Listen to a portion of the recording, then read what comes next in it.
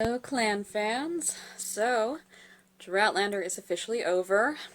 It actually technically ended on Friday, but only if you had the Stars app, which I do not. So, I personally wanted to wait until the 16th just to see the premiere, and I am about to watch it in a couple minutes, actually. So, I will be right back and give you guys my opinion and what happens in the episode. I'm really excited because it looks like Roger and Brianna are getting married, and that is what we open season 5 with. So I will be right back, and I will see you in a bit. Hello, clan fans, I am back, and so are the kilts. So I just finished watching episode 1 of season 5 of Outlander, and I'm feeling so many emotions right now. This episode was just everything that I could ever ask for from Outlander, and I had tears in my eyes throughout the whole episode. I wasn't expecting to even have that, and it was just, the episode was just amazing. It was a great segue into a new chapter that we have with Outlander, which is going to focus on the beginnings of the Revolutionary War in America. And honestly, this show just does a great job showing not just the history, but also the beginnings of how all these conflicts start, what time travel has to do with all of this, how it can fix things, how it can't fix things, and just in this one episode you get a whole good summary of all of that. But let me talk about one of the biggest moments that happened in this episode.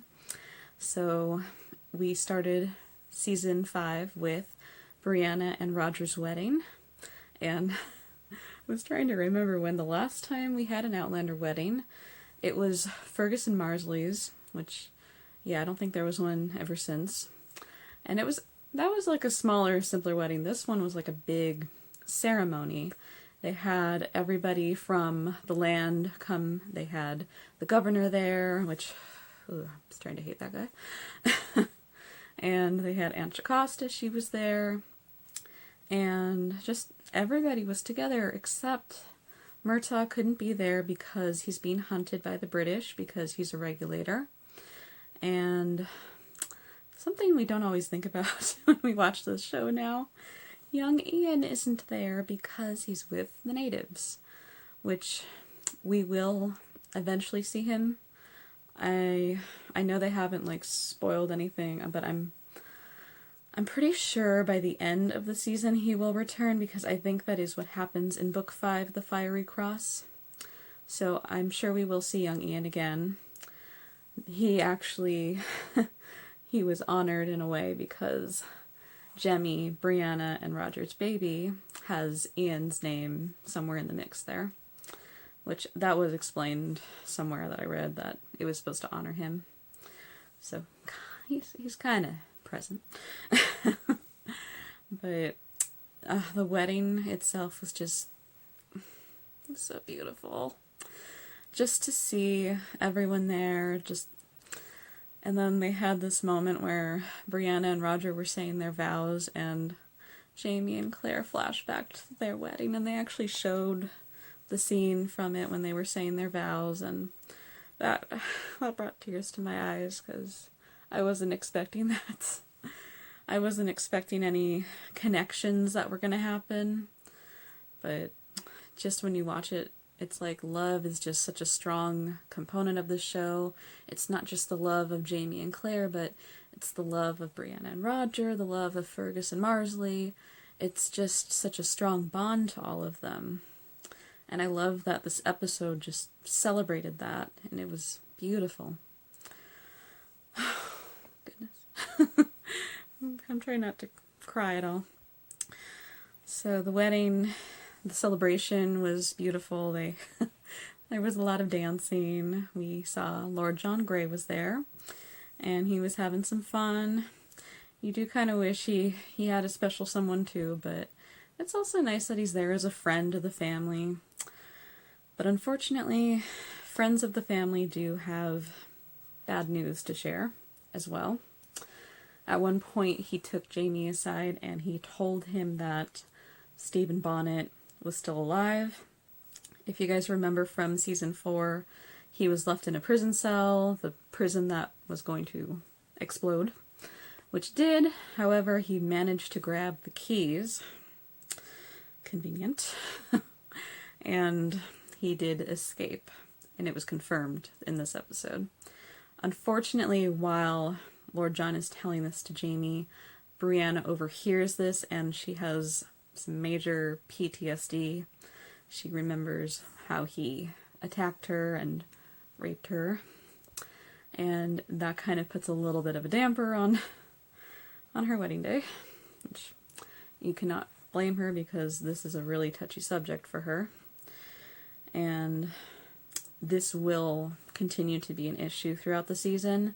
As we've seen in the trailer, it does haunt her still. Even after she and Roger consummate their marriage, she's still thinking about it. It's just so present in her mind now.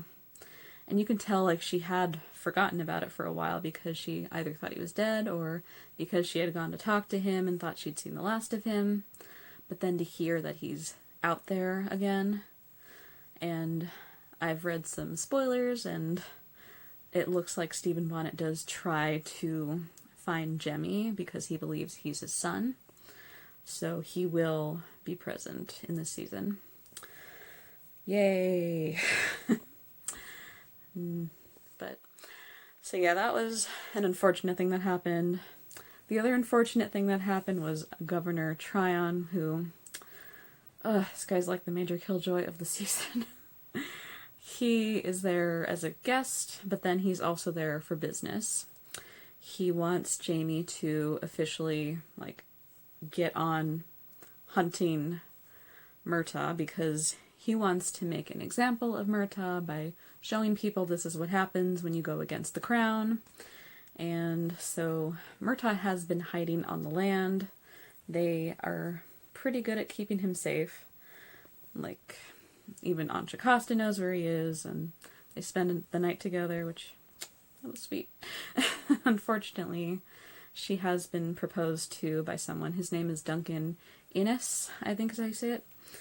And he was a character in the book, which I think he was supposed to be introduced in book 4, but it didn't happen in season 4. So this is kind of their way of bringing him into the mix. So Murtaugh and Jocasta's future might not be so certain right now. But back to the bad news. So they want him to start hunting him, like, really taking it seriously. And this is really bothersome to Jamie because he does not want to kill Murtaugh, his godfather. And we actually see in the opening scene that Murtaugh made an oath, not only to Ellen, his mother, but to her son, Jamie, that he would be there for him and protect him. And now it's almost like it's Jamie's turn to protect Murtaugh. And at the end of the episode, it literally comes full circle. I love how there's always a theme of circles in this series. At the end, he meets with him and he tells him, like, you can't stay here anymore. But not only that, that he releases him from his oath of protecting him. And he tells Murtaugh, please be hard to find. Because he obviously does not want to have his blood on his hands. And understandable, of course. But Jamie is, like, in a really difficult spot, so this season, like, this just kind of set up a whole thing where we do not know what is going to happen to Murtaugh, and it's terrifying because he's technically dead in the books. He was kept alive into season 3 and 4, and now 5. We don't know if he's going to survive season 5, though, because now he is a character that is being hunted. They want him dead. Even some fans want him dead, and it's like, jeez, poor Murtaugh.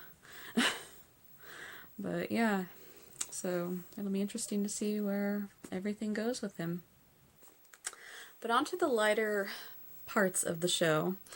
So this episode actually had a lot more comedy than I thought. I laughed more than I thought I would. Which, it's not because it's never funny, just because usually it's more focused on the drama, the romance, and everything, but, like, everybody was just so joyful for the most part in this episode, which, it was a nice introduction to the season. It was a nice break from all the negative drama that's going on, but unfortunately, like, it still kind of crept in there.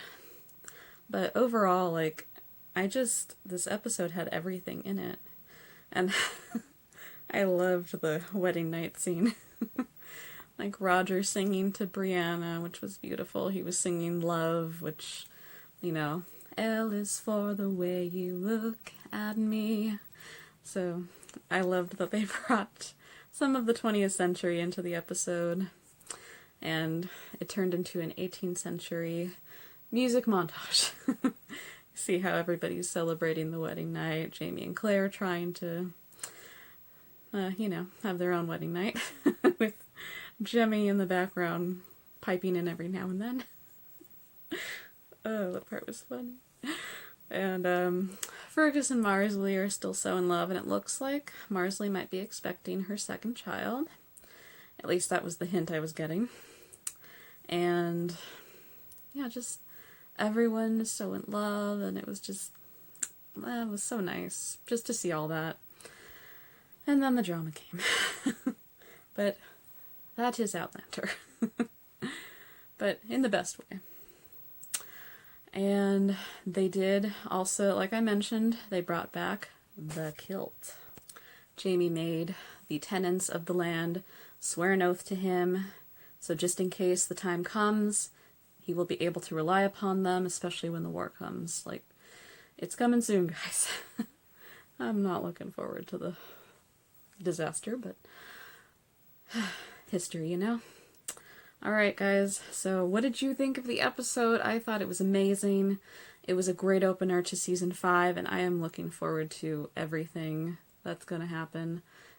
Maybe not everything, but I'm curious to see which direction everything's going to go in, and I just love this show so much, so I'm glad it's back for season 5, season 6 coming soon. Alright guys, tell me what you thought, hope you enjoyed it, and I will see you for episode 2. Bye!